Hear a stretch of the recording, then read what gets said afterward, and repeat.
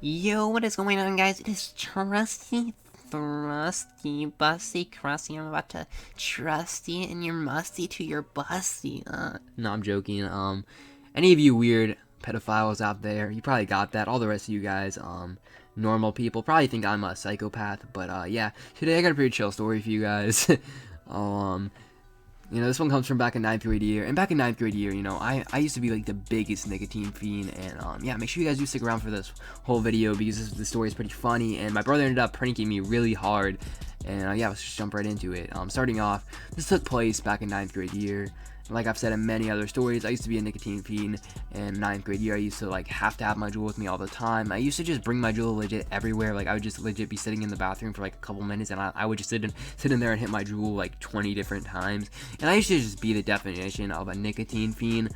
And like I was never super addicted, but like I was your typical nicotine fiend that did it because they enjoyed it and they enjoyed getting buzz. Even though I don't really like getting buzzed, or I don't really like vaping as much as I used to. So my parents found out I vaped back in 8th grade year. I think I've done a story about it. I'll probably redo that story just because it was pretty shitty the way I did it.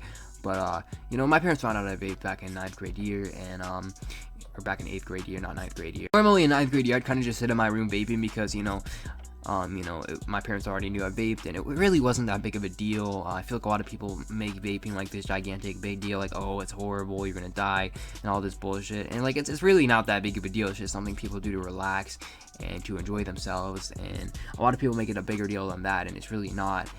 And I'm just sitting up in my room watching some YouTube, hitting my Juul, and just enjoying my night all together.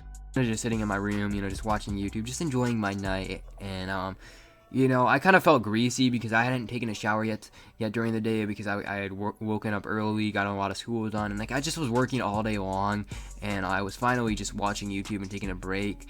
And I was like, screw it, I need to go take a shower. I don't want to feel like garbage, because I hate when your hair is super greasy and you just feel disgusting.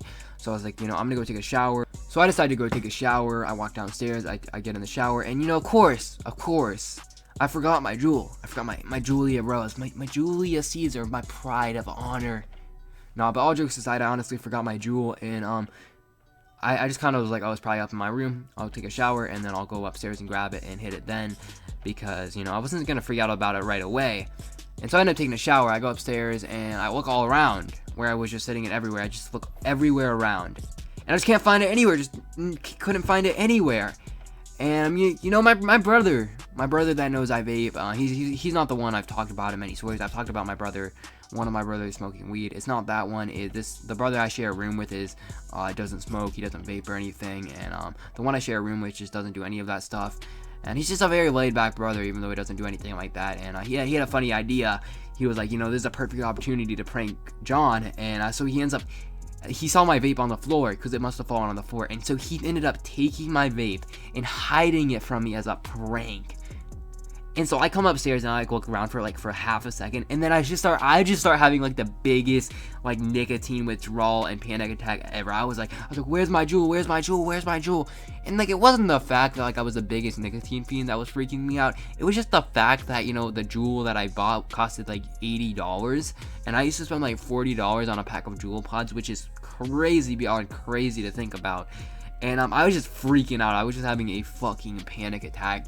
And I just was looking everywhere in my room. I remember even specifically cleaning up my whole entire room, and cleaning out my bed sheets, and just looking every possible place my Juul could be, and I just didn't find it anywhere.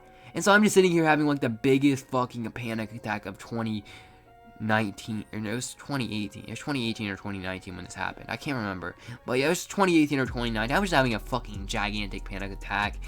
And, I'm just sitting here having a panic attack. And as I'm having this, panic attack, as I'm having these nicotine withdrawals, as I'm at, my lowest point in my life, I felt like I was lost.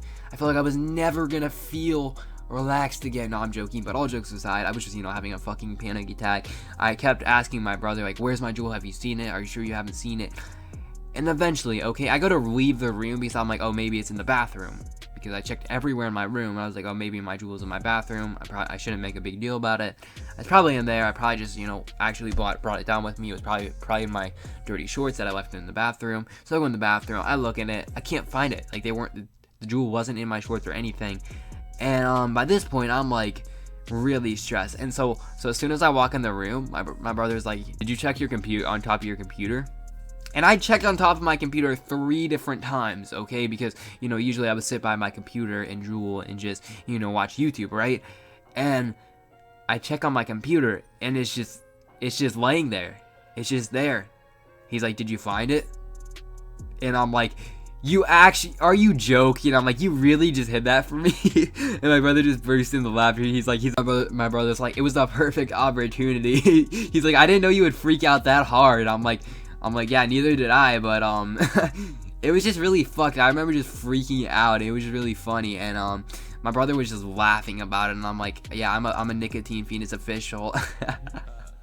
I'm like, don't ever do that shit again. It was just super funny. It was just one of those things that my brother was laughing about, and I'm like, I wasn't really freaking out that much because I'm super addicted, but it was just like, it's cost. I spent a lot of money on this thing, so I don't want to lose it. And my brother's like, yeah, that makes sense. It was really funny. It was just one of those funny stories that I look back on, and I'm like, I can't believe my brother fucked with me this hard.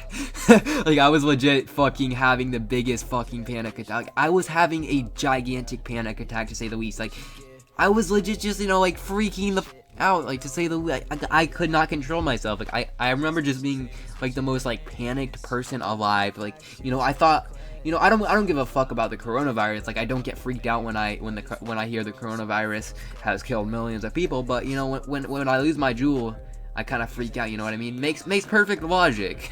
But yeah, it was kind of funny. I remember just laughing about it, and I think my brother still took my jewels like a joke a couple other times to fuck with me as well. But I just immediately caught him those other times. But yeah, if you guys did enjoy the story, make sure to leave a like on the video. I hope you guys did enjoy this video.